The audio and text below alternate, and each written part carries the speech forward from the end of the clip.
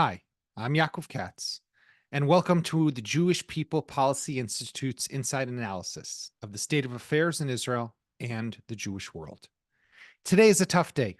It is Yom HaZikaron in Israel, the IDF Remembrance Day.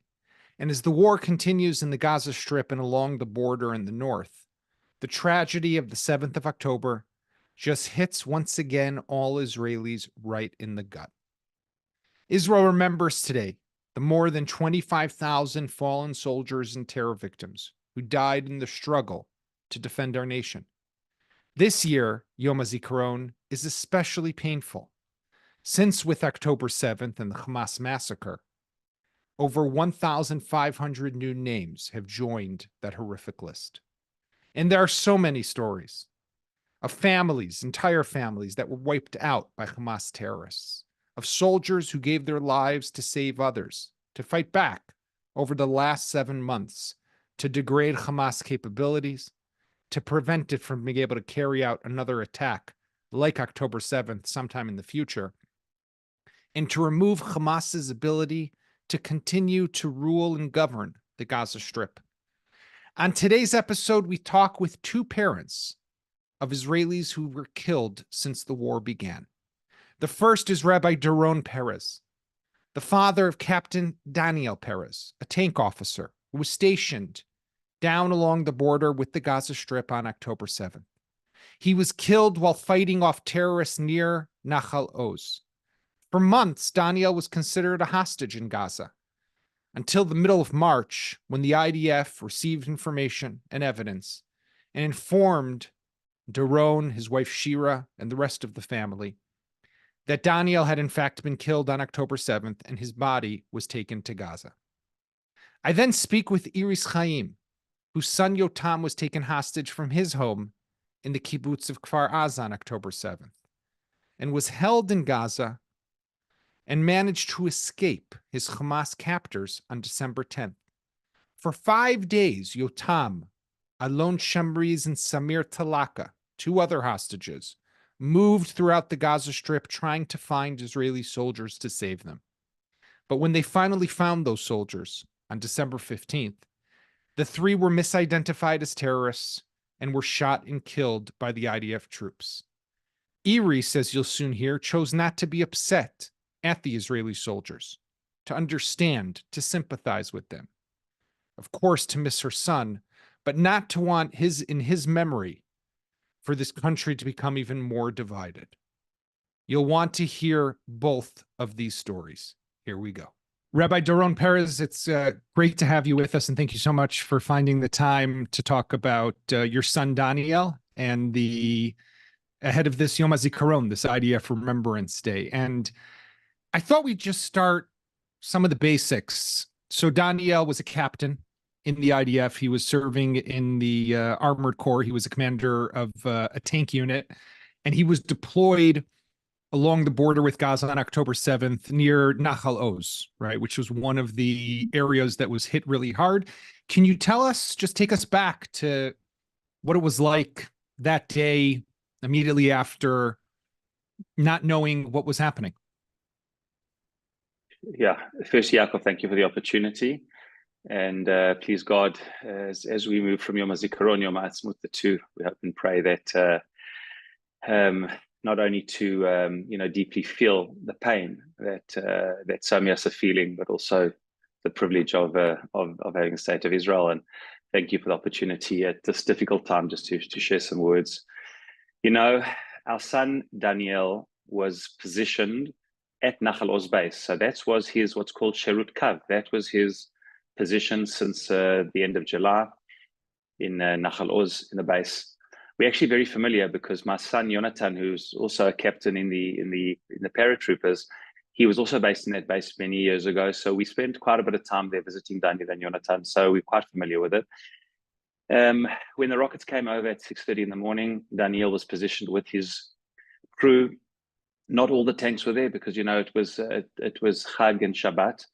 And even though tanks were there, a lot of the crews were at home. So there were only 2 tank crews there that Shabbat. 6:30, the rockets start coming over. At 6:45, Daniel is in his tank in Nahal Oz. To cut a long story short, he fought for 2 hours and 16 minutes. The reason why I know this exactly is because they allowed us to listen to the kesher, to the black box of the tank, to hear exactly what was going on in the tank for 2 hours and 16 minutes. And I have to say, Yaakov, as painful as it was to listen to that, it was also, full of a lot of pride that here's a young man with his crew. You're able to hear him giving out orders. Is that what you hear what he's being told, you hear what he's telling his crew, and you know what's incredible? They have no idea what's going on. They don't know what you and I know now.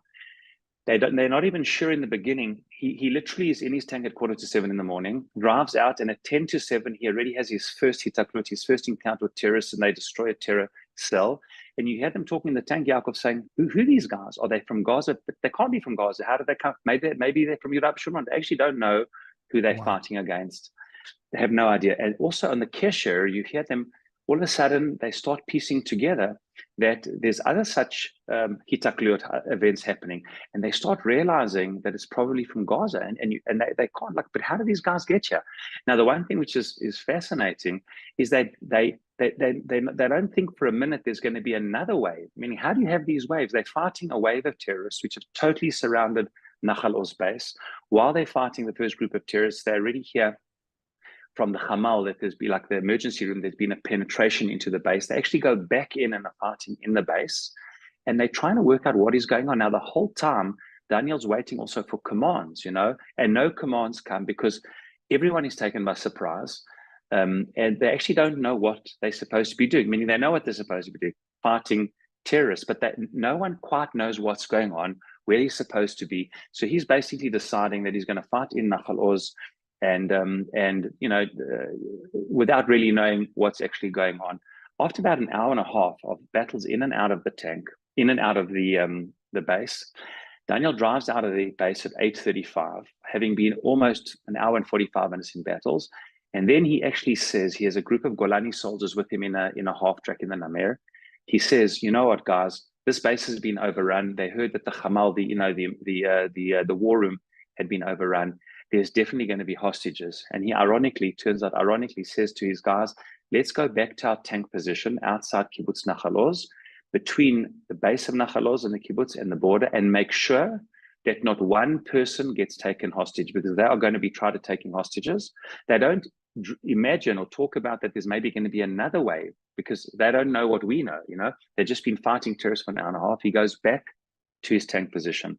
He's now positioned in his safe tank position on a hill outside Kibbutz directly opposite Gaza, right? Directly opposite, a couple of 100 yards away from Gaza, looking towards the base. And his mission that he's given himself and his crew is, guys, they are going to be trying to take hostages, and when they do, we are going to stop them. And all of a sudden, you hear in the tank, he says, hang on, there's a whole nother wave of terrorists coming in. And then he hears in the kesher, guys, another wave. It's the second. It's now 9 o'clock or 8:45. It's the second wave of terrorists coming in. And here's the critical moment that Daniel makes really a fateful decision. He could have at that moment stayed on the safe position. It's a hill which it's dug in. He could have been in his tank position and just shot at them. But Daniel knew, having fought for an hour and a half, that every terrorist who gets in is going to kill people. He is the last line of defense. Knowing that, he makes a decision, and there's no hesitation in his voice with him and the tank crew. They said, let's leave the tank position. He says to the Golani soldiers with him, we're going straight at them. They're on motorbikes driving in towards the base and towards Kibbutz Kfar Aza. He says, we have to stop them. And he drives out of the safety of the position straight towards them, and literally for the next, whatever it is, 15 minutes, shooting, knocking over. We've actually seen how the army showed us an aerial position from a rachvan, what's it in English? From a drone, a drone aerial position showing us the tank, the tracks of the tank. You see for hundreds of yards, they're turning the tank, shooting, knocking over, coming back, literally going into the mob and doing everything they can to stop. They have RPGs shot at them, and at some point the tank gets overrun. Remember, we have no visuals, and still today there are no visuals. There were no cameras, just the radio. And at some point, it seems that terrorists got onto the tank, and he was shot and injured. We don't know if he was shot or killed from that, but we do know that the tank came to a standstill. And at 9:01, So basically from 6:45 until 9:01, 2 hours and 16 minutes, they did everything they could to be this, this absolute iron wall between all the terrorists coming in. What happened is that this we all know only, retroactively, but what we knew on that day was, all we knew on that day was our son Daniel was missing. By the end of that day's fighting, our son was missing. We didn't know where he was. There was no connection with him. He would be missing Yaakov for 2 weeks. It's only after 2 weeks or 3 weeks where they changed it from apparently taken captive to taken captive. And indeed, for 163 days, we hoped and prayed that he was alive and well. We knew he had been injured. We only heard 6 weeks later that the blood they found in and around the tank and on a uniform. Thankfully, they actually found a uniform, his top with his rank on it, with blood on it, because that's actually what we were able to bury. So we knew that he was injured. The army didn't say there was nothing about the injury which suggested it was a fatal injury. So we hoped and prayed it was only a light injury. It turns out after 163 days, we got that dreaded knock on the door. And basically they explained to us that they had they'd got some from terrorists that they'd been interrogating. They'd got a couple of videos.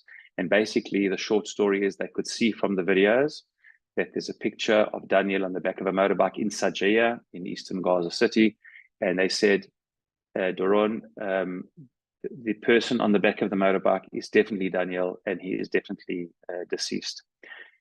How they reached that conclusion was they had a team of doctors, a team of Shabak, Shin Bet, and a team of Israel's intelligence who all independently analyzed all the material and independently reached the conclusion that the person is Daniel and he is unfortunately dead.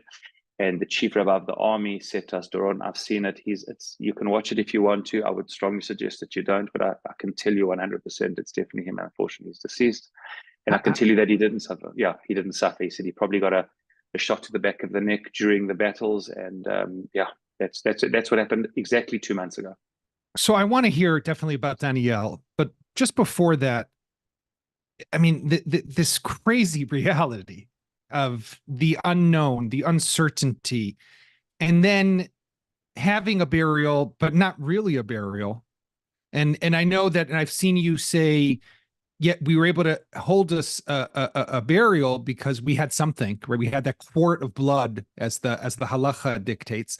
But you were referring to Itai Chain, for example, Ruby and Chagit's son, another soldier missing, who has been pronounced dead, but they can't even there's nothing to bury. So, I mean, to bury, but not yet the body. So you still have the body of Daniel being held in Gaza. It's a crazy reality, Rabbi Perez, no? The whole thing is a crazy reality. Firstly, to have, as we all know, the shock of October 7th, Simchat Torah, 1,200 people dead, including 300 soldiers on that day, missing and then hopefully alive. I will also say is that our older son, Yonatan, who was at home at the time, engaged, left our home in Yad Binyamin. He was to be married 10 days later. He left our home in Yad Binyamin. He fought also ad hoc. He went to Sderot with his commanding officer from the Bachtzan Chanim, from the army, the paratroopers training base, which was where he was at the time. Right. He fought for 6 hours from Sderot to Shara Negev junction, outside Kibbutz side, outside what's called Black Arrow, Chetz Shachor, and all these outside Kfar Aza. And eventually, Yaakov, incredibly, he was the soldier, the officer who led the retaking of Nachal Oz base. So that Yonatan led soldiers. And then he was also injured. And he himself, after 2 hours of fighting, retaking Nachal Oz base at between 1 and 3, himself was shot in the thigh. By the grace of God, in and out of the thigh, missing the main artery. Soldiers on each side of him were at different points killed or badly injured in the base. So this reality of having one son missing, then taken hostage, another son injured, who eventually comes home and eventually actually gets married 10 days later, even though Daniel at the time was missing and limping to his chuppah. We did a small chuppah in our hometown with the hope and prayer that we do a bigger event when Daniel gets out, which of course didn't happen. So it's all of these crazy things. Now, I think the thing for us, Yaakov, was that 1 week before we got the dreaded knock on the door, the Chain family got the knock on the door. Itai Chain had been with our son a long time. They're friends. We become, of course, like family with all of the members of the tank. In fact, our tank is called Tsevet Perez. That's just the name, but the tank is called after the commander, so it's referred to as Tsevet Perez in army jargon. So all of the members of the tank are like family now. When Ruby phoned me a week before to say, Doron, you're sitting down, he said, I'm sorry to tell you, but I just wanted to tell you first, straight away. Unfortunately, Itai has just been pronounced dead. This was, as you can imagine, Karam B'Yom Bahir as a thunder on a calm day, because Itai, unlike Daniel, there were no signs of injury. We were hoping and praying that he was alive. And if that can happen out of the blue, I must say, that was for us an understanding, even though that in the evidence that they could proclaim Itai's death, there was nothing in those videos which said anything about Daniel. And the Daniel's videos were different ones, but it obviously left us with a very strange, a feeling that, God forbid, things are not good. But I will say to you is that when we had the dilemma, the Chen family had nothing to bury. So that, I can't even, as painful as what we're going through, I can't even imagine if you're in this limbo where you don't even have a grave. So when the heads of the army sat with us and they said, look, Doron, you have what to bury. Halachically, you should bury it.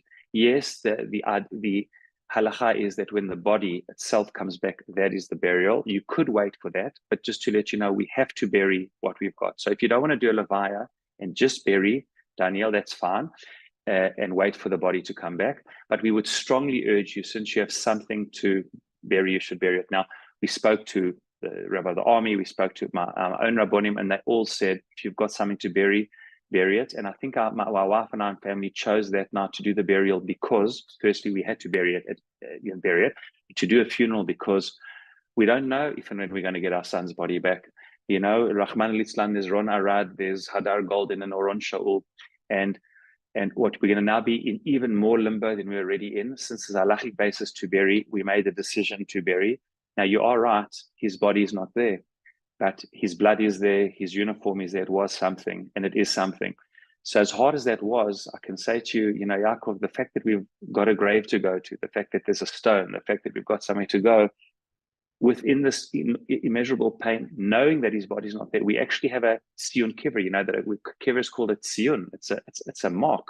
Right. I can't, there's something to mark his grave and to bury what we could, to honor him. So, and obviously there's a lot to do still to bring his body back, but at least we have something. So tell us, Rav Doron, about Daniel. What type of, I'll just say, I'll add to the question, you were born in South Africa, you were here, you went back, and you were the shaliach there for a number of years. You were then the rabbi and the head of the high school, and your sons, Daniel and Yonatan, were born and raised there. Were South African kids when they came here, and both of them to decide not only to serve in combat units, to become katsinim, to become officers. Lomu, it's not, something you could take for granted. It doesn't just come from anywhere. Strong roots, strong Zionism. But tell us about, first of all, where did these kids find this motivation and this desire to serve? But also, tell us about Daniel. What type of person was he? So I'll say like this, Yaakov. Firstly, in fact, Yonatan was actually born in Israel. Yonatan was 4 months old in 1999 when we went back on Shlichut. But for all intents and purposes, he was a South African kid. He was 4 months old when he went, and he was 15 when he came back. We were in South Africa for almost 15 years. So Daniel and our other 2 children after Daniel, our 2 daughters, Adine and Shira, they were all born in South Africa. So when we come back in 2014, almost 10 years ago, 9.5 years ago, our kids are South African kids. And even though we came often to visit Israel, it's not the same. Our kids were South African kids. Growing up in South Africa. But obviously there's a strong Zionism. I'm one of the few people I know who grew up in South Africa with both sets of grandparents living in Israel. On my father's side, they came from Morocco in the 1950s. My father, having been in Israel, somehow came on a visit to South Africa, met my mother, who, like most South Africans, is Ashkenazi and from Lithuania, her parents. So we grew up in an Ashkenazi type community in South Africa, but with both sets of grandparents living in Israel, because the Moroccan grandparents were living in Israel, and my mother's parents, who were from Lithuania, but they had made Aliyah in 1979 when I was 9 years old. And I will never forget my grandfather, who they used to call him in South Africa, Mr. Maccabi. He built Jewish sport in South Africa, and his whole life was sport. And I come from a very sporting family, so my kids are very sporty. When my grandfather and grandmother made Aliyah to Tel Aviv in 1979, I'll never forget what he said. He said, although I'm doing an unusual thing, as leaving all my children and grandchildren in South Africa, as a Zionist leader, I feel it's my responsibility to go to Israel, and therefore I need to do it. And it's my hope and prayer that you will follow suit. If he left in 1979, Yaakov, by 1991, all of his children and grandchildren were living in Israel. And when I went back to South Africa in 1999 on Shlichut, we were the only part of our immediate family back in South Africa. So where does it come from? Firstly, I come from a family of both sets of grandparents living in Israel, knowing at some point we will be in Israel. And I think the centrality of Israel and Zionism was part of our, literally from our mother's milk, and literally in your from DNA. In the DNA. But even if it's like that, it doesn't mean that the kids are necessarily going to go the whole way. I will say that Yotam and Daniel came as 15 and 13-year-olds, not an easy age to make Aliyah yet. They got both integrated incredibly in Yad Binyamin. They went to either yeshivot or to mechinot. They both decided to go to the army. They both went to Kravi, and they both became officers, which was unbelievable. And in fact, they became so close. Our sons ended up fighting 100 meters away from each other, 120 yards away from each other, where one was taken hostage, probably killed there and taken, the other one was injured. So it's just uncanny how it all worked. But I will say something about Daniel. Daniel was born from the word go. Daniel is an ADHD type kid, a kid whose concentration, was all over the place, a kid with unbelievable energy and unbelievable drive. And a kid, I say, as a teenager, was a very difficult kid to raise in that incredible energy, loved extreme sport, and really, in so many ways, a teenager who just loved the adrenaline rush, always surrounded by friends. We wrote on his grave, Daniel Ish Chamudot, from the book of Daniel. Daniel, this beloved, endearing person. Daniel, like his forebear Daniel, was always, Daniel went to, the original Daniel went with Hananiah, Mishael, and Azariah as a group of four of them together. And he always seems to be surrounded by people, Daniel, and beloved to everyone. Our Daniel was at his best when he was with his friends. He was always surrounded by friends. And he was unhappy to leave South Africa because he was leaving his friends. But he was so happy when he came to Israel because he met friends straight away. There are, Yaakov, hundreds and hundreds of friends that we've met that some we knew about, some we didn't, at least 30 who are convinced that they are his best friend.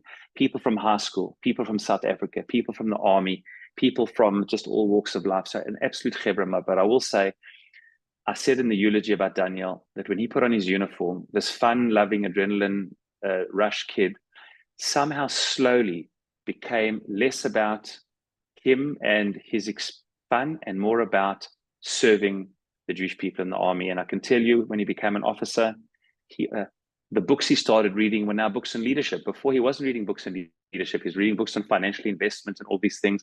For the last year, all he was reading was books about leadership. And they offered him to be a Mempe, to continue as a company commander. And Daniel took all of those energies, those drives and talents, and instead of being this sort of self-centered teenager or self-focused teenager, it all became on something bigger than himself in the army. And I'll tell you, we wrote on his grave, Daniel Ish Chamudot. On an army grave, you're not allowed to write too much. You can only get one other line. And we wrote three expressions. Davak b'masima, he stuck to the task at hand. Lacham b'gvura, he fought with bravery. And Hitzil Rabim, he saved many. During the Shiva, two families from Nachal Oz came in tears and said to us, we don't know you, but we read about your son's tank. And we know that this lone tank stood between our kibbutz and the border. And we know that 130 children in our yeshuv, 2 were taken hostage and they've come back. None were hurt. Relatively few hostages and relatively few people killed relative to other yeshuvim. And we feel that your son's tank played a major role. So to know that our son, with all the pain of loss, took those energies and somehow for 2.25 hours did everything he could to use his God-given talents, his crew. I'll tell you also, Yaakov, he always said to me, Dad, there will be a war. He always thought it was going to be in the north. And he said, the word he used the whole time was, I have to be ready for Yom HaPkuda, the day when it comes. And he said, Boyavo, it will come. And me and my tank crew will be ready. He did not believe it would be in the south, as did not the intelligence community. But I want to tell you one last thing. During the Shiva, somebody came to speak to us who was in the shelter in the base with Daniel from 6:30 until 6:45 when he went into tank. And I said to him, wow, I said, maybe you can help me with something. When we found Daniel's uniform, there was blood on it, but there was no piercing of a bullet. We didn't know how he was injured. Was the uniform on him? Maybe they just used it as a type of bandage. Was Daniel wearing his uniform? He said to me, Doron, you know your son. Him and his whole crew arrived at 6:30 in the morning, dressed head to heel, with their gloves on, ready for battle. And he always believed you have to be ready, and he was. Wow, Rev Doron, I don't know what we can say, but to wish you and Shira and the rest of the family only smachot going forward. But really, what an amazing story of courage and bravery, both Daniel and also Yonatan, and everything. And really, to have two sons like that is really it gives hope that not everything is dark at the end. Yeah. That we really have amazing people like your two sons. I would like to say, just in conclusion, I'd like to say the following thing. Everybody's asking, what does victory look like? You know, the three aims of the war haven't yet been achieved. The hostages haven't all been brought back till 132. We haven't defeated Hamas's infrastructure to do what it's doing. And we have not yet returned over 100,000, Akurim people who have been evacuated from their homes. So there's still a lot to do. But I think the one thing we have achieved, which to me is the greatest victory and deterrence at the moment, we have shown ourselves in Hamas that our generation, the so-called TikTok generation, is not that. It's a generation which put everything aside and is ready to fight. We are not the cobweb, that Nasrallah speaks about. And our sons, along with thousands and thousands of others, have showed on this Yom HaZikaron the terrible price, but also the privilege that we are here to stay. And we believe in this country. We have a connection to Israel like no other people has to a tract of land. We believe in it with all of our being. And our generation has shown that they are Ra'ui. They are no less than the generation of the founders of the Maccabim, even King David's army. And they are part of this chain of Jewish destiny with all the pain and challenges. There's also the hope in the future of Jewish destiny because of the incredible people we're part of. And our chain in our generation is certainly part of it. Amen. Thank you very much, Rev Doron Perez. Thank you very much for joining us. Thank you, Yaakov. And Iris Chaim, I want to thank you very much for joining us at JPPI on Yom HaZikaron on the Remembrance Day. And I thought we'd start, if you could take us back to October 7th. Your son, Yotam, was living then in Kfar Aza. You were in Kibbutz Or Haner. How did the day begin? Yotam, in the 7th of October, he invited us to come to see his performance in Tel Aviv. He is a drummer. He played with a heavy metal band as their drummer. So we planned to go to Tel Aviv. The morning start very, very early at 6:30 with a lot of bombs and the alarms, Tzeva Adom, red color, in Hebrew it's Tzeva Adom. This is the alert that we need to go to the shelters. In Or Haner and everywhere, Kfar Aza and Sde Nitzan, where my husband lives, it was very, very heavy attack of missiles, of Kassamim. So it started at 6 o'clock with Yotam's voice. He's sending us a message, a voice message. To me, he's saying, Mother, I don't know what about you, but Kfar Aza is heavily bombed now. He's angry because he want to go to the show, to his performance, and he understands that something maybe will ruin it. Right. So in the first hours, he's very, very, in the first hour, he's very angry. He wants to go to his show.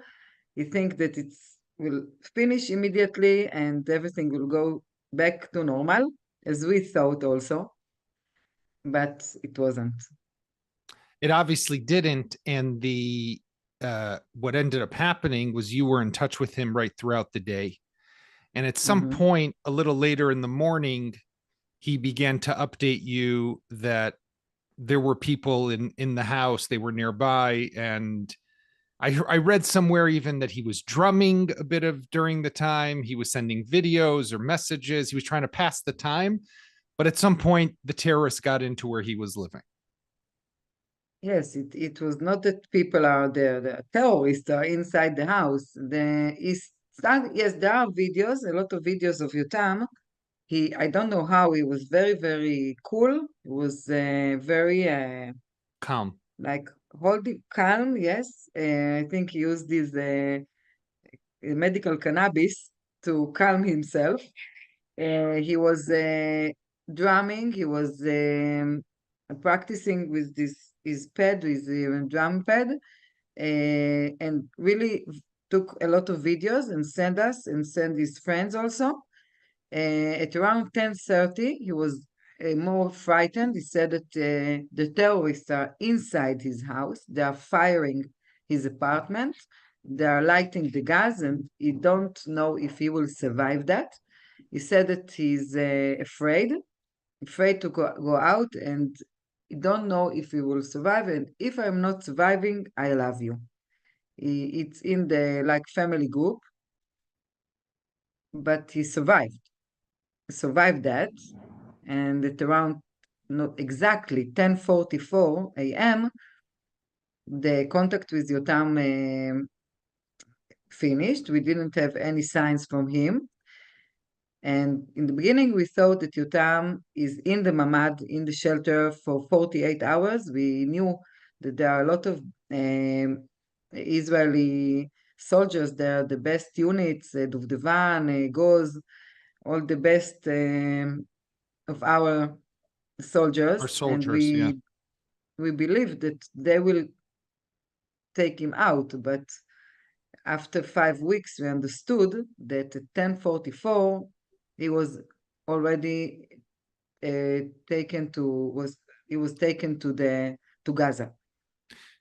Tell us a bit about Yotam.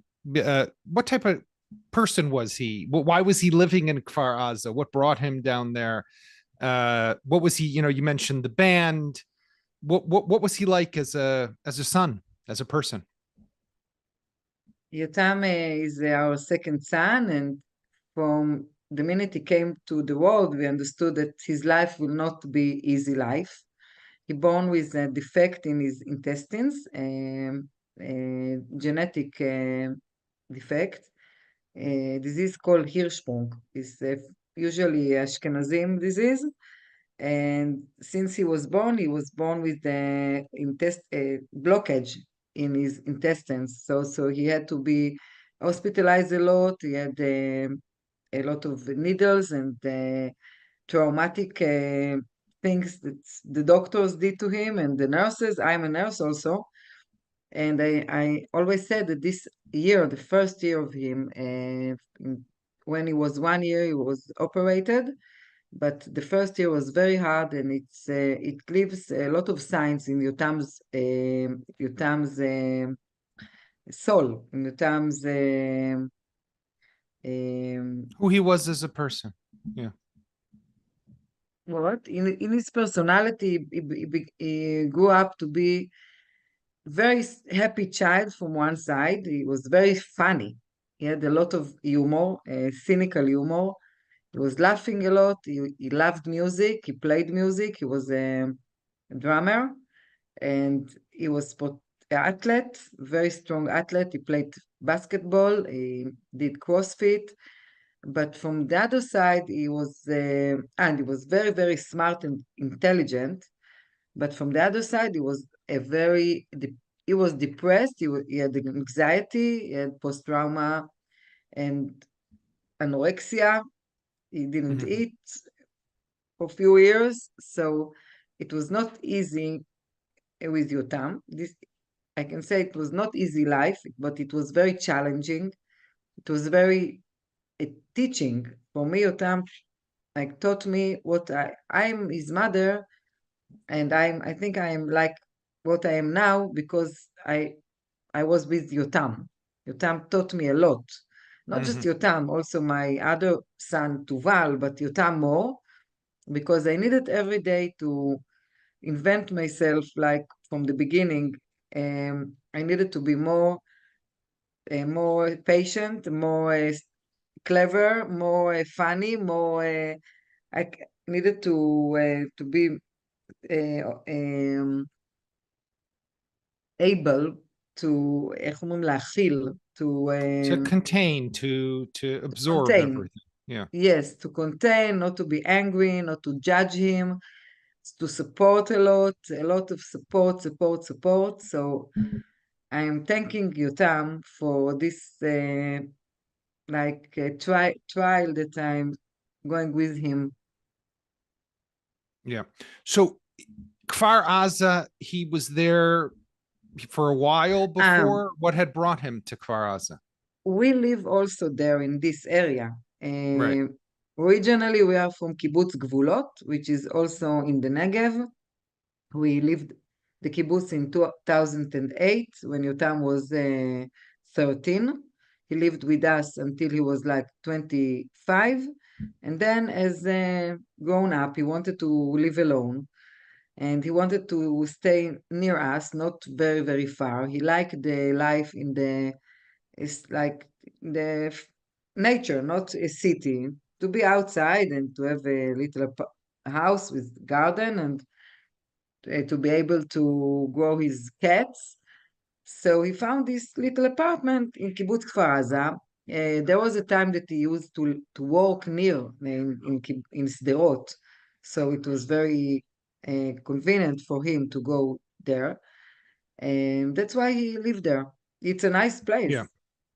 No, it's a beautiful place, and unfortunately, obviously, what happened, you know, at what point, Iris, did you understand that he was taken to Gaza and that he was now a hostage?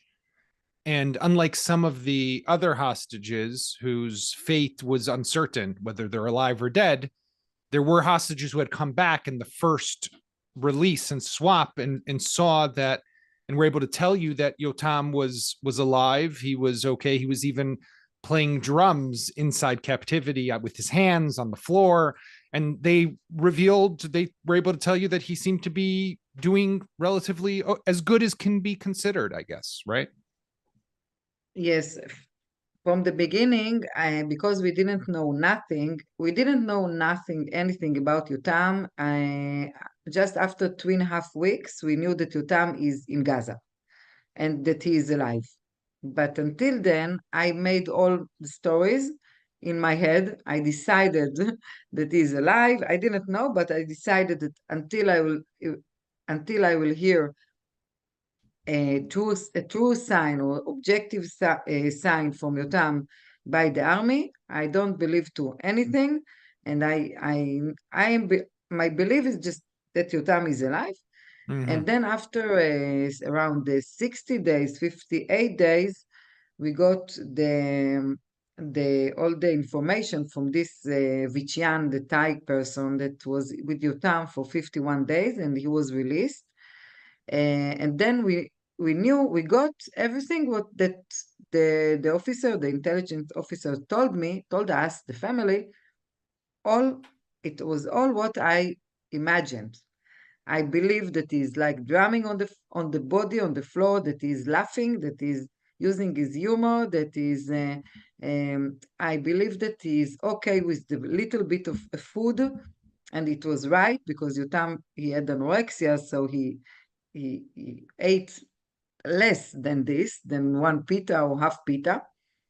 And what was very, very interesting that Yotam had autoimmune disease. One of his problems was a physical disease, autoimmune disease, and he got medicines there. And since he was there, I knew that he's there. I believe it with 100%. I said that I don't know why I believe in it, but I am believing that the Hamas will give him something, analgetics, that he will not suffer from pain. And it was true. So I think I made like my imagination made the reality happen. So you were hopeful before you found out, and then of course, Yes. I'm guessing once you got verification of what your hopes were, you probably were, you and your family, even more hopeful that he would Yes, eventually return home. we were sure about that. We were absolutely sure. Our faith and hope was full. Me, I was with 100%. I don't know if you saw my interviews in the television then, before he was killed, Yeah. but I convinced everybody, Yotam is coming home, no doubt. And then unfortunately comes December 15th and the tragedy of that day when Yotam, along with two other hostages, tries to escape somewhere in northern Gaza and are misidentified by Israeli soldiers nearby. And all three of them are shot and killed. Take us, if you can, I'm sure this is difficult, take us to that day, December 15th, when you got that news and that information. First of all, when I'm telling the story, I don't say that Yotam tried to escape. He escaped Hamas, and he was a free person for 5 days. He alone and Samer Talalka that were together there. They were escaping their captures. Captors. The Hamas captures. They were killed by Israeli soldiers, by Golani soldiers, and the three, they stayed alone for 5 days. So they succeeded. They were outside of captivity for 5 days, and they reached the army, and they recognized as a terrorist. Alon and Samer was shot and died immediately, and Yotam he escaped and he was hiding, and in the last minute the officer understood that Yotam is not a Hamas, is not a terrorist, and he said stop fire.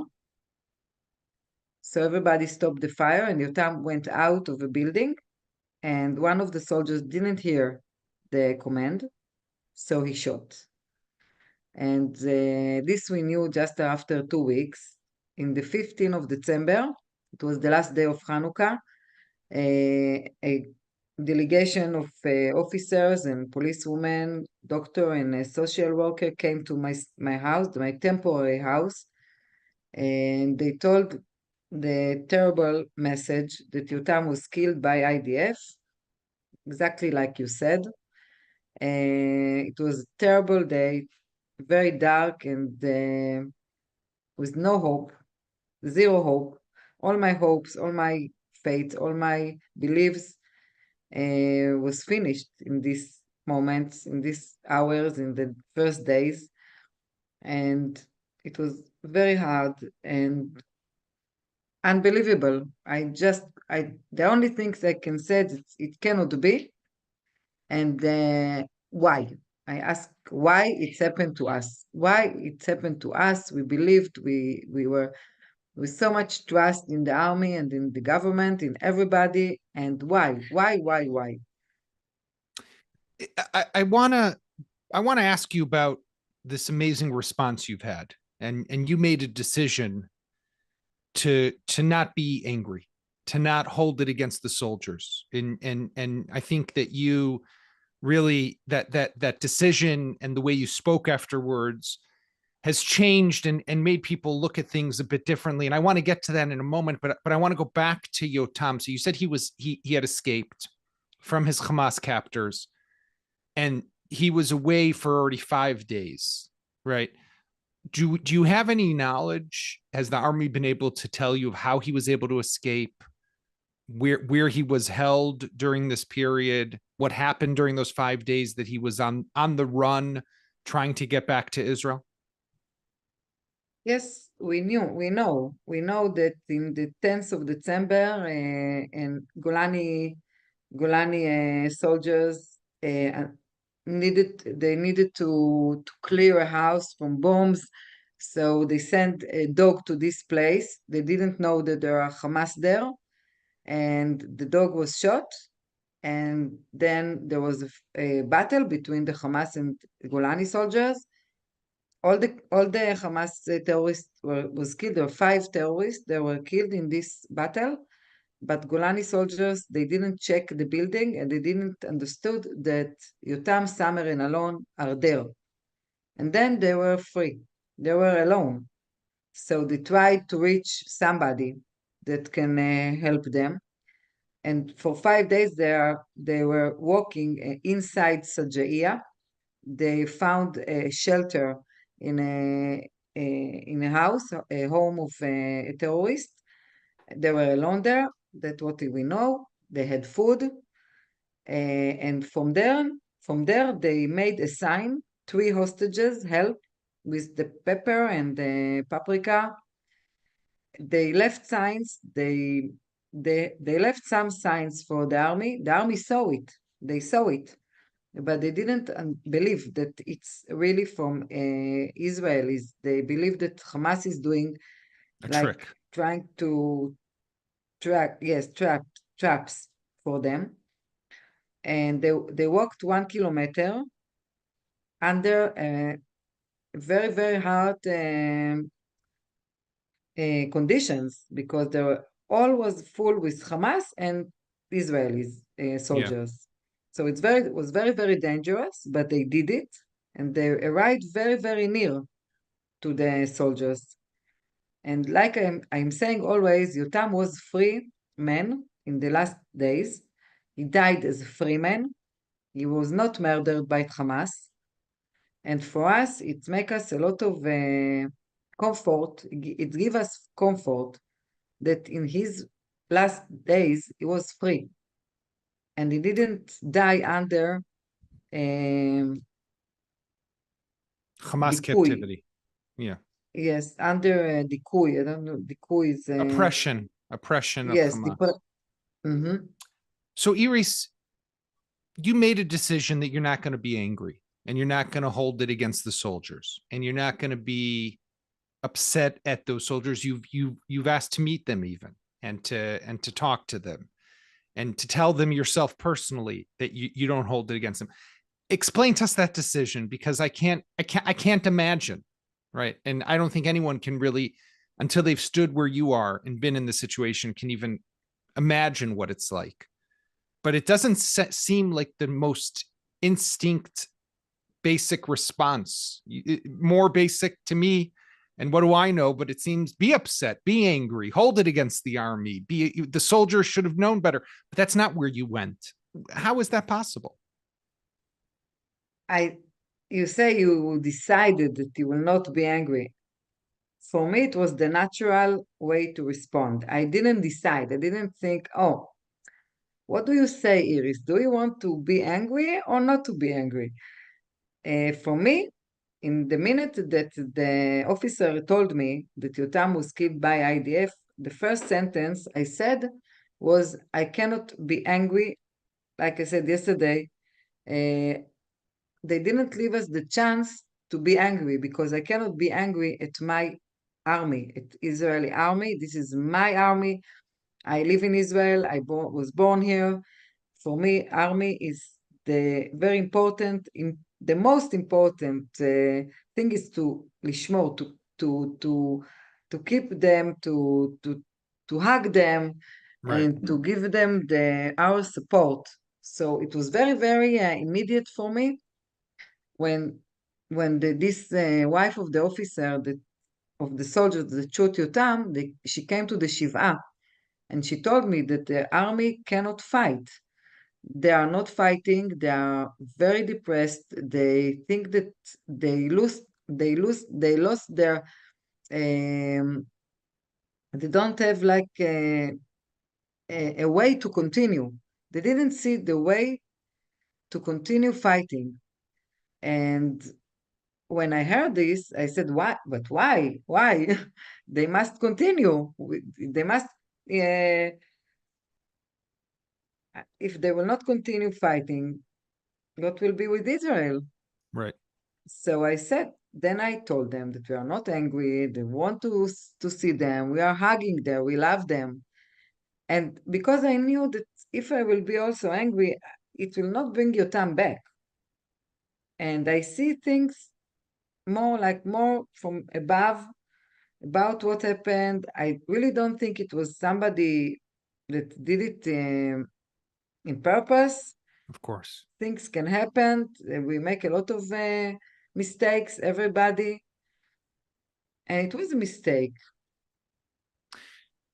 And I'm not angry. I don't know how to explain it so much, but this is I think the fact. I think it's to go through what you've gone through, and for us who we're never in this situation, to hear you and watch you is definitely because of the complicated reality that I think Israel still is inspirational to an extent, and is deeply moving. I want to ask you, the hostages is still one of the most difficult issues for Israel. And after the news broke about Samer Alon and Yotam's death and the killing by the IDF, protests broke out. People took to the streets demanding, and we see these protests continuing. You hear what's happening. Should Israel go into Rafah? Should Israel not go into Rafah? Should we prioritize the hostages or not? Where do your thoughts take you when you think about the rest of the hostages who are still there? No, but you said that after Yotam Samer Alon was killed, there were protests? No, there were people who took to the streets calling for the government to when after this after or around, not as a result of it, but around that, there were again more of the people calling on the government to do more to get the hostages back home, and we see that continuing now. Yeah, it was a connection to our thing, because Dafka, no, I think when I said what I said to the soldiers, immediately all the voices of criticism of the army stopped. Mm-hmm. So it was very important that I will say it, that the people in the news will not talk about the army, but about what you say about the protest. It begins in day one. From day one that the war started, there was this voice of the families, part of the families, not all the families, the headquarter that I was not belong to. I didn't join this headquarter of families, led a voice that the country, the Israeli government, don't do nothing. Right. And for me, it was not true, because I knew that they are doing a lot and that soldiers are being killed every day to bring the hostages, included my son. And I did a film, I did a video that I'm talking to the mothers of the soldiers. It was 3 weeks after the beginning of the war, and I'm saying that nobody is worse more than the other. My son and your son is the same, and there are many soldiers that are already being killed, more than 240 hostages.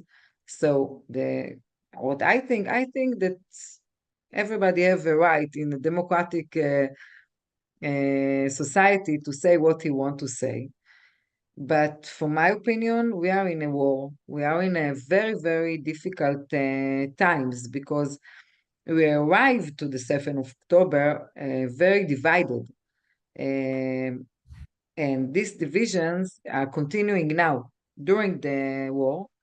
There are people that are using this weakness of the families to influence them and to make them very afraid, and to make them not to believe that the government is not doing nothing.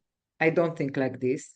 Mm-hmm. There are families that don't think like that. They think that the government doing a lot, and they want that the government will make more. So it's like parts. But we know this, that in Israel there are always there will be arguments and non-agreements, and it's very normal to Israel.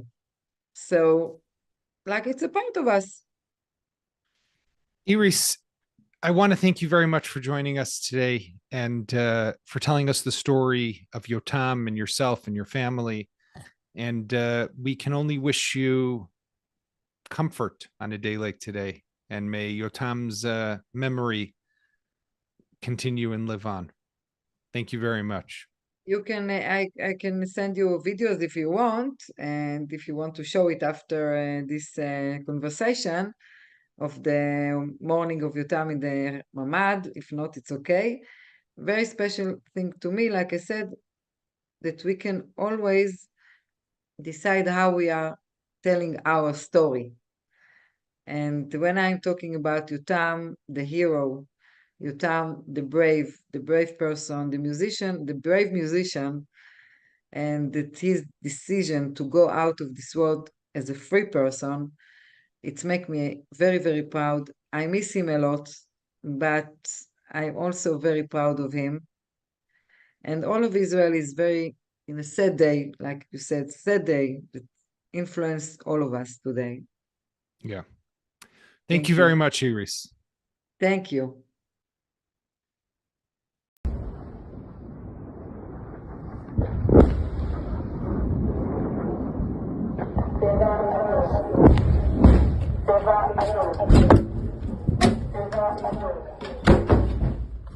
פאקינג יא, בוקר טוב, סייקו.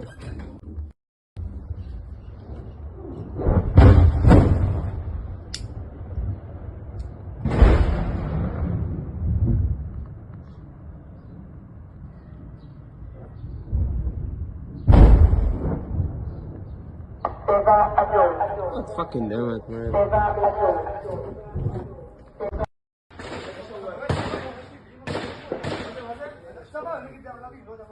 יש מחבלים בתוך הקיבוץ. חדירה.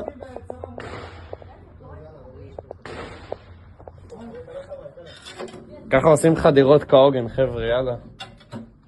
סרב בקר.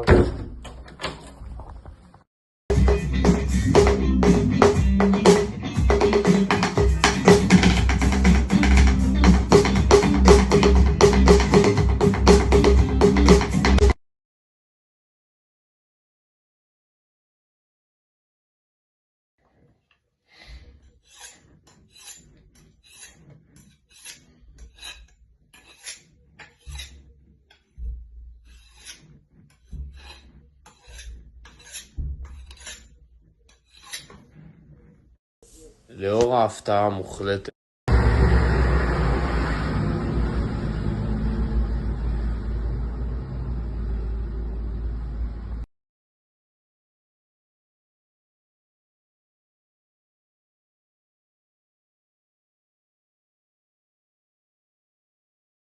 זה הדבר הכי הזוי בעולם.